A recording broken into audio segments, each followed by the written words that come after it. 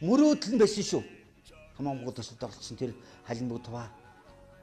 Одоо Бриатон мөрөөдөл нь байсан.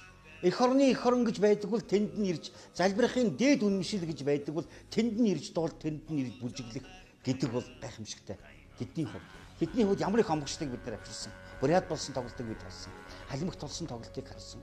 Улаанбаатарын одоо Чингис хааныхаа талбайд болсон тоглолтоос юу ажиглагдаж байсан бэ гэдэг нь хэн бүхний зүрхэнд илэрсэн шүү дээ. Дуулна гэдэг бол миний чанартай урлагийг хөгжүүлэх гэж байгаа дач биш сэтгэлийн нэгдлийн төлөө тэмцэж байгаа хүн юм байна гэж би ингэж ухаардаг.